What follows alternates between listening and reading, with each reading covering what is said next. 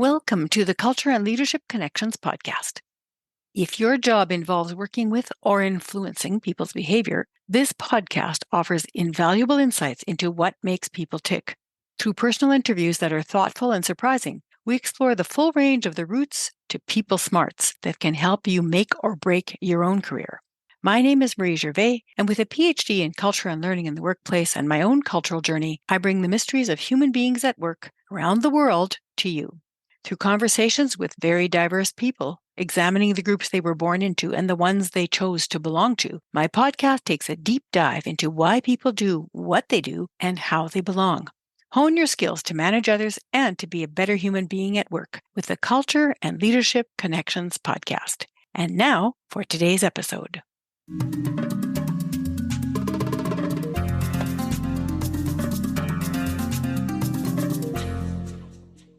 Hello, Culture and Leadership Connections podcast listeners. I have a wonderful guest for you today. His name is Dr. Alan Yu, and he is a man after my own heart because he's an instructional designer, also a coach, an inspirational speaker, and a retreat leader. And he helps leaders from all walks of life build healthy and flourishing networks for lasting organizational, community, and global change. Over the past 10 years, Alan has worked in corporate, higher education, and nonprofit sectors as a leadership educator and facilitator, and has lived in many places around the world.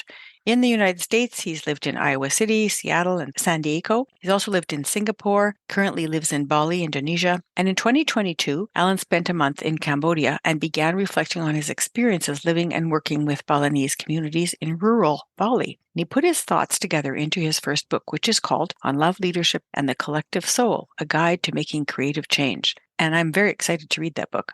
So welcome, Alan. Welcome. Thank you. And at the end of the interview today, I'll make sure that everybody knows how to get Alan's free guide on how to spark creativity and innovation. And that will also be in our show notes later on. So, Alan, let's start with you. Tell the audience a little bit more about who you are, your family, your background, who you are. Well, as you had mentioned, Marie, I wear many different hats. So I do leadership coaching, facilitation, I lead retreats, and I do public speaking. And I am based out of Bali, Indonesia. And so my area of interest is in leadership and creativity within organizations. So what I'm really interested in is, how can we think better for ourselves in a world where things go very, very quickly? What can we do to inspire very good quality creative thinking that will address challenges and problems that the organizations and societies currently face? I'm also interested in how we can capitalize on our collective wisdom of groups. It's great that we all have creative capacities, but how do we bring that together in a way that is constructive and productive and able to address challenges within organizations, within communities, within societies? And I'm also interested in how we can enliven our communities. How do we get people to be filled with love, a sense of purpose, and curiosity on how to improve and to live one's life better? So my approach is I work with organizations and individuals to create environments and interactions where people listen and support each other's best thinking and are able to work with each other's best thinking to solve problems that exist within organizations, within communities, and within greater society. I also teach leadership using a cultural immersion method. So what that means is I structure learning experiences in partnership with the local Balinese community here on the island of Bali. And it could be Balinese villagers, it could be a group of college students. But the intention is for individuals that come here to learn and practice leadership by engaging in activities that challenge participants to have a good relationship with nature, consider collaborative and participatory modes of leadership, and also to explore their own spirit or energy as leaders through engagement in the creative arts. So that's what I do here in Bali. Alan, that's really interesting. And I was going to ask you more about that a little bit later. I'm just wondering if you can, you must have been born somewhere and you must have parents and maybe you have siblings, and a little bit more about where you're from before we talk about where you are now. That would be a great intro if you don't mind. Okay. So yes, I am second generation Chinese American. So my parents came from Hong Kong. My mother came to the United States to study at a small liberal arts college in Iowa called Wartburg. And she met my father brother who was working in a restaurant that was owned by my uncle in Iowa. So if you can imagine, Iowa is in the Midwest of America. It's not exactly the most diverse place in the country, but that's where I grew up. And so I lived in Iowa for about the first 23 years of my life. I also have a younger brother. He's 3 years younger than me. And I think growing up in the state of Iowa was very great. I had the opportunity to do a lot of creative things. I had the opportunity to practice piano and also I enjoyed hanging out with my friends. And so I think I had a very great childhood. My parents made sure I traveled a lot and I got to see many parts of a very huge country. And that was very important to my mother in particular. Why And do you then think after that that, was so important to your mother? she really liked traveling and she really liked to see different places. I think she wanted me to have a good relationship with my country of birth. I think that was important to her that I grew up and that I was exposed and Hmm. that I got to, see different types of people and different ways of life, Hmm. that I wasn't too insulated. So I think my parents did a very good job making sure that I was very exposed and I got to know my home country, Hmm. which is in many ways very similar all across, but also very diverse at the same time. I see. So travel was important, and the exposure to a variety of different places and also people, or just places. One of the most favorite places to go for kids is Florida because that's where Disney World and SeaWorld is. And I think back then flying was much more expensive. So we did a lot of road trips and it was really, really exciting to start at Iowa and then go through the different states. On the way to Florida, I got to experience life in the South. And it was very interesting to me as a kid to notice the Southern accent, the ways people speak, and the racial and the cultural dynamics that happen in that part of the country, and how that's a little bit different from a place like Iowa. So a lot of times, yeah, we had family in California. We wanted to go on vacations on Florida. So we had all these vacations planned to very far away places. And Iowa just happens to be kind of in the middle. And so along the way, there's lots of things that you can see. So we would go to places like the Grand Canyon on the way to California. But that was just something that was really important to my mom to be able to see, to really experience the culture, the places, and the people of the United States. Yeah, and the landscape that changes. There's Hmm. such a big difference Yeah. between, say, a field and the Grand Hmm. Canyon, and then the coast of an ocean. And so, yeah, it sounds Yeah. like you had lots of exposure to that as well. So when we're talking about that, it makes me think about my question about your childhood. Are there a couple of incidents during your childhood or your adolescence that stand out for you that you think made you into the person you are today? Well, I'm thinking about my work around creativity and leadership. I think a lot of my younger experiences had to do a lot with creativity. So when I was younger, I had wanted to be a classical pianist and I got to be pretty good at it. I enjoy the experience of being able to create an emotional mood with music. I enjoyed studying Spanish. I enjoyed the process of crafting essays. There was just something about mastering a way of expressing yourself as a person that I found to be very blissful. And so it was this drive to master things that I studied, to see how creative I could be. That was definitely a part of me. And throughout my life, I've learned other things, like I've learned other languages and I've learned interaction, media design, education. I'm My really parents, more interested in a yeah. specific incident. So, for example, when you're playing the piano, you must have had experiences with piano teachers doing recitals with or competitions, or is there something Mhm. from that would have stood out in your mind rather than just generally saying, "Yeah, I became more creative or had creative Sure. experiences." I also play the piano, so we share that in common. And I was Mhm. in a whack of competitions, and I Yeah. have so many specific memories about that, and also Yeah. about my teachers who were very formative for me. So, how about you? Can Yeah. you think of something that stands out? Well, I think for me, for playing the piano, it was something I enjoyed doing, but I liked playing the piano on my own more than I enjoyed being in a recital. And I think I always have this tension. There's a part of me that just wants to play because it's joyful and you can be creative and you can be expressive. I particularly love the music of Chopin and Debussy, for example, Mm-hmm. because there was something about those composers that resonated with me. But at the same time, for many, many Asian families, competence in Western classical music was a big deal. And so there were other Asian Americans like myself that studied piano and violin and all these other arts. And it was really interesting because I think in addition to there being this creative spirit, I think we were also very, very competitive. So there was this interesting tension between wanting to be creative and expressive, yet wanting to outperform your peers. So there was this healthy competition. And I think in many ways that played a role in shaping who I am, I guess. When I was probably between ages 10 and 12, there were competitions. I never wanted to be in competitions either. It was just sort of what you had to do. I didn't have a choice Yeah. in it. I specifically remember all the Asian kids always surpassing the kids that were not Asian in the piano. And there was one person who was my nemesis, and she was always first in every competition.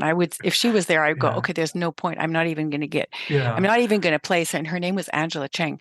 She's a famous pianist at this point who travels all over the world. And I just remember thinking, how does Uh, Angela Cheng do it? Like, how does she yeah. get so good? It was just so great. And thinking, yeah, okay, well, if Angela's in my class, maybe I shouldn't even play.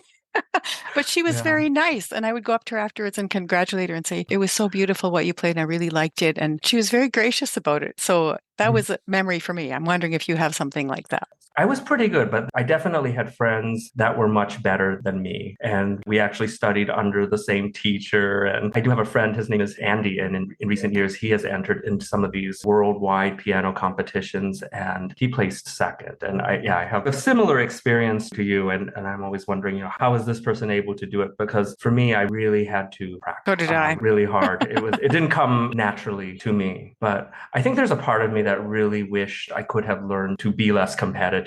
And I really wish that my family could have encouraged me to do it because I loved it. And I wish I could say that nurturing was there, but it wasn't. I think in many ways, this was an experience that taught me how to be competitive. And I had to spend, much of my life trying to move away from that to be a better person. But it also taught you to stand and deliver. It taught you to find joy in Yes. something and to find personal peace with something that mattered to you. It taught you Yeah, to express yourself. It taught you to be disciplined. It taught you it to did. work towards a goal and to achieve it. Yeah, so I'm sure there were many wonderful things that you Mhm. learned from that experience and that, you can probably balance with the things that you didn't like so much. I think I have to agree with you on that. It was a tool for me that it played a very important role in shaping my discipline and helping me to become the person that I am. You have to plan. You have to set goals for yourself and say, okay, I'm not going to be able to memorize the entire piece in a day, but maybe I'll work on the right hand this day. Maybe I'll work on the left hand this day. I'll put them together by this date. By a week from now, I should have half of this worked out. So you learn discipline, you learn how to plan goals, and I think there was definitely some practical skills that I was able to cultivate Hmm. at a very young age. What about in your adolescence? Are there any memories that stand out from your adolescence? Um, No arguments with your parents, and no going somewhere with your sibling and discovering something, no girlfriend stories. I'm sure there's got to be something. I would have to say, growing up in Iowa, I had a great childhood. Many of my friends were white American farmers. I recall having really great experiences going over to their homes, playing football, having sleepovers, playing board games. So in many ways, I was very integrated into the community. I was well accepted. So even though I identify as Asian American, I felt very white, if I could say that, You felt like you because belonged. You felt like you were I did, accepted. yeah. You didn't Yeah, because experience any discrimination. yes, there would be these incidences that would remind me that I am different. I remember walking into an American fast food restaurant in my hometown in Iowa, and then this, older white guy, I know he didn't mean to be rude or anything, but he pointed to the Chinese restaurant across the street. And I just remember feeling offended at that time because at that very moment, it seemed like no matter how well I was able to adapt, there would be these things that would happen that would remind me, I could never fit in. And it didn't matter how well I could play Western classical music. It didn't matter if I could speak American English. In some ways, I felt that I would always be a foreigner. Yeah. Yeah. I think that was Yeah. very rude of that man to do that. I think he did that on purpose to let you know that you didn't belong. And I can see why you would have been offended. It's Yeah. offensive, you know. But Hmm. then you figured something out from that. You learned something from that. Part of it Yeah. was just that being really disappointed that in Hmm. spite of your efforts, people still see you as being Yeah. other. But another part Hmm. must have been that you learned something that helped you to carry Yeah. forward in your understanding of who Hmm. you are as a leader, right? Yeah. Yes, I definitely would agree with that. And I also want to say, with regards to my parents, they're from Hong Kong, which at the time was a British colony. So I was raised to be Christian. That was very important to them. There are some Asian families that will enforce the use of the home language in the house. So for some of my friends, if they spoke English to their parents would say something like, "我唔識聽你," which means I don't understand you. They wouldn't entertain any English. But my parents, even though they spoke Chinese to each other, we always communicated in English. And they never really taught me a lot about the literature, the philosophy, some of the most beautiful parts of Chinese culture. And I think maybe it's because they don't know or because they didn't want to teach me something that they thought was wrong. So in many ways, I didn't necessarily feel that I learned everything about my ethnic culture at all. They might have You just know, wanted to do what a lot of immigrants do, which is just leave the old yeah. country behind and I'm going to move into this new world. And when people do that, their children frequently are unhappy with the culture and the language transmission that they feel they missed out on. Yeah, I do wish that my parents could have done the whole I don't understand you thing that some of my friends were subjected to by their parents. Because in today's world, the Chinese language is very important. It's a very marketable skill. But they didn't think that I would one day end up in Asia or, they didn't think I would never go to China or be in a position where I would actually have to use it. Did you learn Cantonese then eventually, or? I grew up hearing Cantonese, and then in the university, we didn't have Cantonese classes, but we had Mandarin, which is Hmm. somewhat related to Cantonese. Yeah. So it was easy for me to pick up. But I remember going to the University of Iowa library and I checked out a book on Cantonese and I just read through it. So it was Cantonese, but it was written in, I guess, a version of Pinyin, but, Hmm. using Latin letters and tone marks, showing you how to pronounce the Cantonese. So I went through the book and I remember trying to have a conversation with my mom in Cantonese. And when I started speaking to her in Cantonese, she kept answering me in English and she didn't see that I was learning. So I sort of gave up that effort at that time, but I gave it a try. Yeah. Alan, you and me, we have the same experience. So Mhm. my parents, it was German and Yeah, they okay. spoke a different dialect of German. And so they stopped speaking it after a while. And then when I learned to speak enough German that I could try a conversation with my dad, he looked at me like in complete bewilderment and kept answering me in English every single time. Oh, do we have the same parents? I don't know. It sounds like we do. Well, that's really interesting. So maybe tell me a little bit about the groups that you were born into. So you're born into an Iowa farming community. You're born into a Chinese family. I mean, your parents had different work experiences. So there's that. You're born into a Christian community, and then also there's the learning all the different things that you learned how to do. The piano culture Mhm. was one of them, but some of the other things. So you didn't always have a choice in those things. You were kind of born into them. So what would you say Mhm. has continued to influence your sense of culture and leadership now? Yeah, I did a lot of different things as a kid. Yeah, I was in speech club, I was in drama, and definitely as a public speaker, that definitely informs what I do today.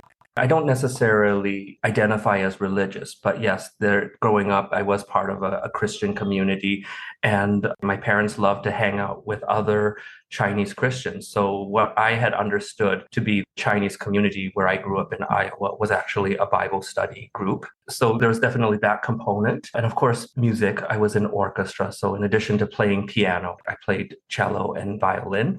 So definitely hung out with musically inclined and artistically inclined kids. I didn't do a whole lot of sports. Physical education was not something that I excelled in. And my parents encouraged me to work with my strengths and not necessarily, challenge myself by trying to work with a weakness. They didn't necessarily encourage me to do sports, but to really excel at the things I was good at, which happened to be the performing arts and foreign languages. Yeah. So those are some of the things that have continued Yeah. to influence you, this idea of Yeah. Mhm. excellence and going with your strengths and in language and creativity. Yeah. All of those things came out of Yeah. that initial group of Yeah. experiences. Yeah. What I do today, a lot of it is influenced by culture. Like culture and language is very important to me, as well as the arts. And I incorporate that in the way I teach leadership here in Bali. Hmm. Yeah. And from the groups you chose to belong to, because you then became an instructional designer, you became a coach, there's a lot of other things that you learned to do. You worked in a lot of different industries as well as an educator and as a facilitator. So, from those groups, what would you say has formed you? Oh, that's a very interesting question.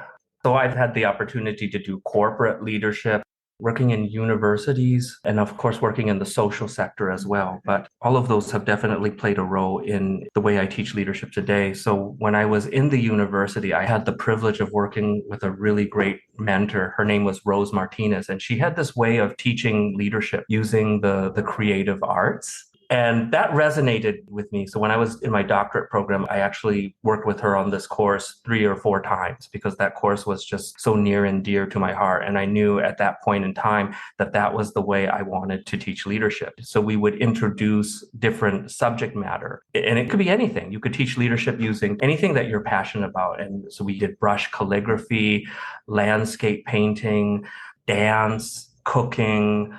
We did create an assignment where people had to perform on stage as a change maker. So a lot of my creative experiences, my fascination with creativity somehow got worked into my university teaching work.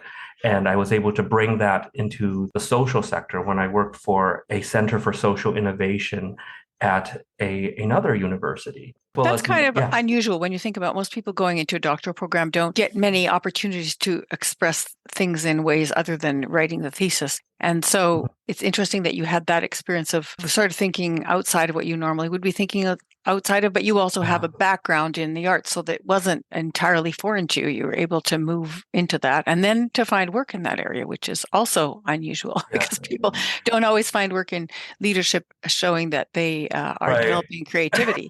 So how did you do that? Well, yeah, I think you made an important point because for many people going through a PhD program, at least a lot of my peers, they were very well directed. They knew what they wanted to do with their dissertation from the very beginning. And so they started doing their research during the first year. They had a plan to get done in 4 years or however long that they wanted. And definitely their academic experience revolved around the dissertation. For me, I was interested in leadership education, but I didn't necessarily go into the program knowing what I wanted to do. I definitely did not go into the leadership program wanting to live in Bali. My first experience with Bali was when I remember taking an introduction to research class, and I remember reading about Clifford Geertz and Balinese cockfighting. And I just remember thinking, what does this have to do with leadership? But it was a good example on how to do qualitative research, how to do quality ethnography. And even though Clifford Geertz was wrong, it was the methodology that we learned to appreciate. So that was my initial exposure to Bali. And I was interested in teaching leadership, but I really wasn't sure what type of leadership education spoke to me. I just remember going through an MBA program. And after having spent many years as an interaction designer, I wanted to do something that was more people oriented. And I remember taking a ropes course as part of a leadership course in an MBA program. And that's what turned me into leadership. And I really wanted to teach leadership. And that was something that spoke to my heart. But I wasn't able to find something that made me feel alive until I met my mentor, Dr. Rose, and doing this whole creativity thing. And so I initially wanted to do a thesis around teaching leadership using the arts, but I got a lot of pushback from my committee about the design of the research. Things like you can't coerce people into your study. You have to be able to make it clear that what they learned was from your class and not from another person's class or from some sort of work experience. You have to manage your own bias. So I got a lot of pushback on how my study was designed. And it was very frustrating to me after I had done some extensive reading. And there was a point in my program where I felt lost. And I know you've done a PhD program. I don't know what your experience was like, but for me, I didn't know when I was going to graduate. And I had thought about changing my topic at a certain point in time because after thinking about this project on researching a class on creativity and leadership, for some reason, I lost interest in that. And I was feeling very disillusioned. And a friend of mine who wanted to complete her international requirement suggested the idea of co-organizing a class with her on the island of Bali because everybody in our program had to do some international something. It had to be study abroad or some service work, but you had to have some sort of international exposure. And so it was at that point in time that I got the idea of doing a thesis on Balinese leadership. And I was very curious about how leaders in Bali exercise leadership and how their values, how their culture informed the way they lead. And of course, I was particularly impressed by the arts in Bali. Like in a world where people have to do things very quick.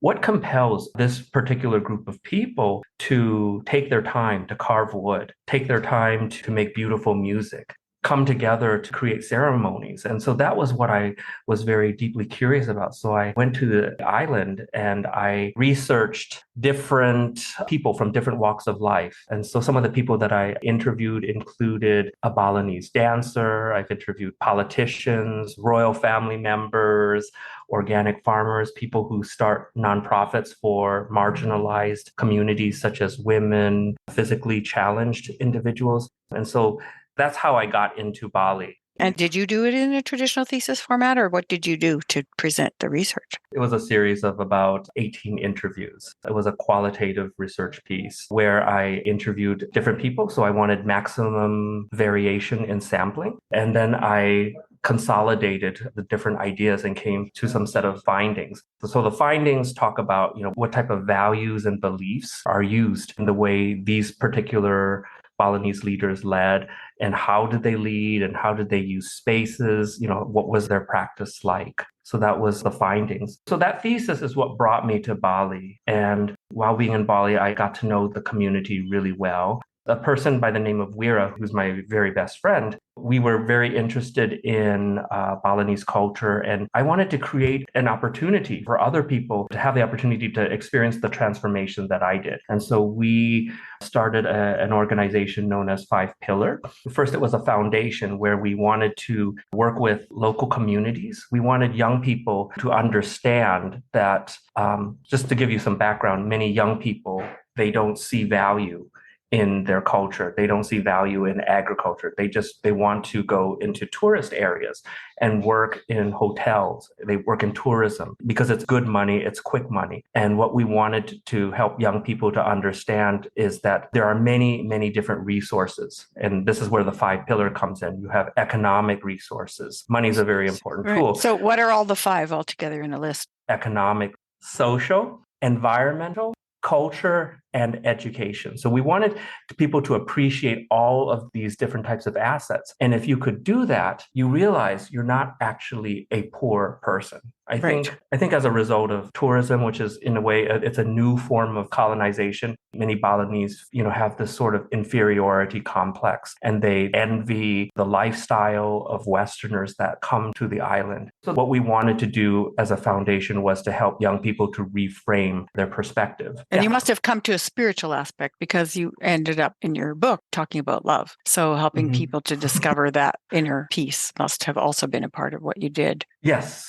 So I was talking about, my fascination with the arts because I think we express a lot of our spirituality through art. Agree. So when I interviewed the dancer, she's a very famous dancer as well as a hearing doctor. And she talked about something called taksu. So Balinese family temples usually have a shrine, and one of the shrine is called taksu. And taksu is something you pray to if you want creative inspiration. And my friend, the doctor dancer, would describe taksu as if the gods were somehow, they came into you and they possessed you. It's like the idea of the muse, sort of. Mm-hmm. The mute, yes, Yeah. exactly. Mm-hmm. Yeah, but it was the inspiration. And she said that, on a stage, you can see different people dancing, and your eyes would always gravitate towards one person that you could tell has the taksu. So people in Bali, they pray for that creative inspiration, regardless of what they do, whether you are a painter, a wood carver, or an accountant, computer programmer. Taksu is something that you pray for that inspiration. That's so People don't, lovely. I love yeah, they that don't. idea. So I met this painter, and sometimes he doesn't have the inspiration to paint. He doesn't have that taksu, so he just decides, I'm not going to paint today. But this fascination with spirituality, yeah, so I was asking myself, and I asked many people on the island, what is it that compels people to make art in a time when efficiency, productivity is valued? What is it that causes people to take their time? And for many people, it's a way to connect with their ancestors because their mother and Mm-hmm. father might have done the exact same thing. But it's also a way to get to know what they consider to be God or the spirit or the source energy or the whole. If you notice in many Balinese designs, whether you're talking about fabrics or music or illustration, there's all these very, very subtle details. Like if you've ever seen like Balinese Legong dancers, how they shift their eyes and Mm-hmm. how they position their fingers. And you have to pay attention to these very, very subtle details. And I think what that is getting at is the complexity of the unknown, the complexity of the spirit. And so they have this way of exploring their creativity and their spirituality through the art. Which is kind of the Um, opposite of what happens in the West, where you try to reduce everything to one point and the mhm, simplest piece. And that kind of leads me to I have a couple more questions to ask you before mhm, the end of the interview. So the idea that you would have had some kind of cultural dissonance or cultural shock experience in your life, I'm sure you had many, but mhm. is there one that stands out for you? It might or may not have come from your Balinese experience, but where you felt like Definitely. what you learned or what you knew was just what you knew, and all of a sudden you come up against something else and you go, wow, that's not the way everybody else does stuff. Yes, definitely moving to a new location does change your perspective of the world. And there were probably 2 or 3 times in my life where I did experience that sort of culture shock. That being said, yes, I grew up in a very multicultural environment because my family comes from Hong Kong. And this particular group of people, they migrate all over the world to places like Canada, the States, Australia. So I have relatives placed all around the world. So I was very culturally informed growing up. But I think when I was 20 years old, I had the opportunity to live in a place called Harbin in the People's Republic of China. So this is northeastern China. And I Hmm. chose this place because I really wanted to get good at speaking Mandarin Chinese. I had known that the Mandarin that they spoke there was very standard, and I didn't want to experience distractions that I might experience if I had studied in a place like Beijing or Shanghai. So I chose this place called Harbin. And the things that caught my eye, like I noticed that persons of the same gender had more intimate relationships in a place like Harbin. Something that was very interesting, I caught myself making casual remarks to a teacher, and I didn't recognize that there was some sort of hierarchy.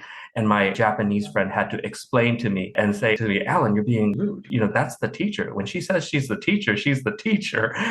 You're not supposed to question like that. And it was very hard for me to grasp because I came from an environment where things were a lot more egalitarian. And where you were encouraged to question. Yeah, Hmm. yeah. And I think in the States, sometimes if we have personal issues, you can talk about family situations a little bit more openly. And so I was practicing my Chinese, and in class I would just grab, incidences where I had disagreements with my mom and dad just because that was the first thing that popped into my head. And then I just remember the teacher telling me I wouldn't describe my own parents like that. Yeah. There were certain things that I learned just from being in China, but definitely in Bali, when I moved to Bali, I was definitely challenged again. And what's interesting about Bali is that people have a unique relationship with nature and a unique relationship with community and spirituality that I had never experienced in my whole life. Like, I think indigenous cultures are just very interesting. They are very fascinating. And it made me question if the corporate rat race was worth it. Is there more to life than your job? Me And so question. did you come to a conclusion? Yeah, that's why I'm doing what I'm doing right now. I had a corporate job, and now I'm a public speaker and author, and I'm teaching leadership on my own terms. I'm doing it in a place that's very sacred to me. But yeah, does the way we do things, does it bring out our best authentic selves? Does it bring out our most authentic thinking? And so even though I don't identify as Balinese, I picked up a lot of things. My way of being, some of the values that the Balinese people hold have become part of me, and they inform the way I live. They inform my own personal values. They inform my own meditation practice. They inform my teaching practice. So I've been able to integrate the Balinese way into my own line of work. Alan, Yeah. I am so happy to hear you say that. I have I, interviewed 120 people just longing for someone to say that they've mhm. integrated something from another culture into who they are, and you are the first one. People don't. They stand at the Yeah, outside of culture and gaze as an observer, yeah. and then they walk away unchanged. You're talking about a transformation. You're talking about a significant change of taking Mhm, in the values around you and saying, mhm, yes, this is yeah, how I want to be. And knowing that you can never be that culture and still mhm, taking the pieces of it that yeah. you know you can integrate into who you are. This is the reason I started the podcast, and I finally got my satisfaction. Oh, I'm so glad. I'm so glad. Yeah. Yeah. So my very best friend is Balinese. His name is Weera. He's my business partner.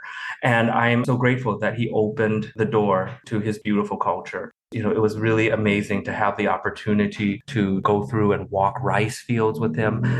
He initially came into my life because we met at the Bali Spirit Festival. He was very interested in the work that I did, and he made my life very easy by taking me to all of my interviews on the back of his motorbike. Oh, how lovely. Yeah. Yes, and sometimes he would step in and do translation for me if the interviewee wasn't able to speak English proficiently.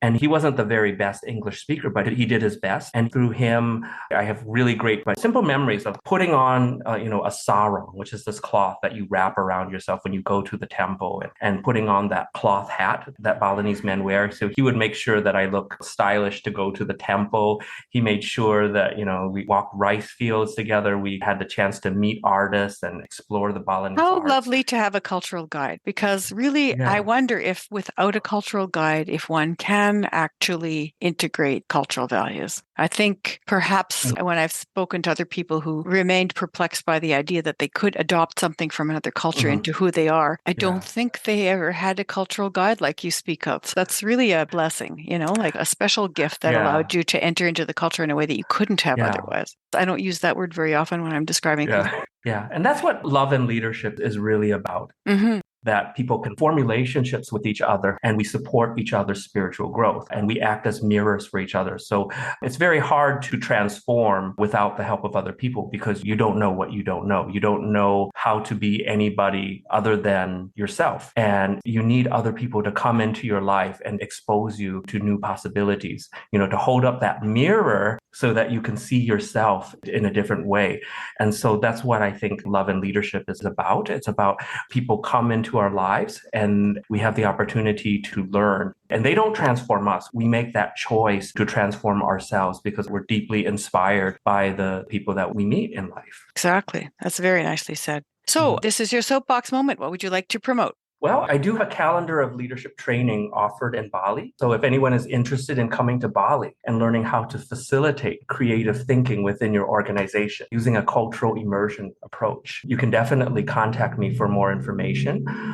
If you're interested in working with me to organize a strategy retreat or some sort of customized corporate training in Bali, or doing online coaching around cultivating creative, independent thinking, I offer those services as well. And as Marie has mentioned, I do have a free book that I want to give out. It's called How to Spark Creativity and Innovation Without Banging Your Head Against the Wall for Days, even if no fresh thoughts come to mind. And you can send me the keyword Gervais along with your name and email address, and I will send you that copy. You can send it to my email address, which is alanjyu@gmail.com. I also have a Telegram. You can send it there to love_courage_passion. I also have a Twitter, which is love_expands with an S at the end. And then That's great. We'll have those in sure. the show notes, and that gives us a few to go on. So thank you so much, Ellen. It was really lovely to interview you today, and I really appreciate you spending the time. And I know it's late in Bali right now where you are, so I hope that you have a wonderful sleep with great dreams. Thank you, Marie. It was a pleasure to have the opportunity to talk about everything we talked about today, from culture, leadership, creativity, and even love. It was a very rich conversation. You are most welcome.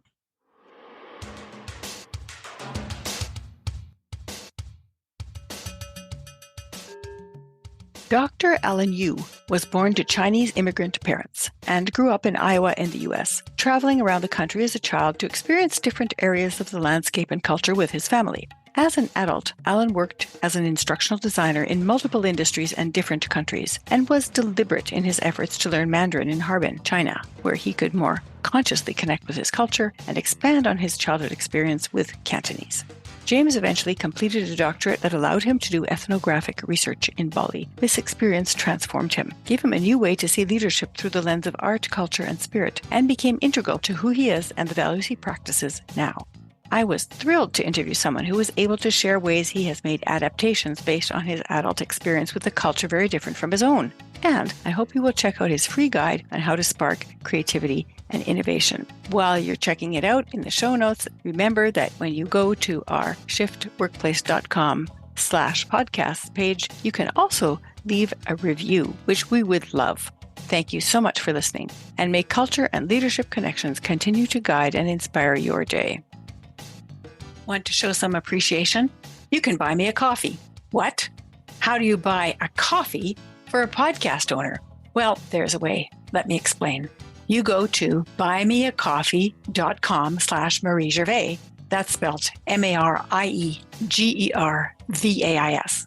So it's buymeacoffee.com/Marie Gervais.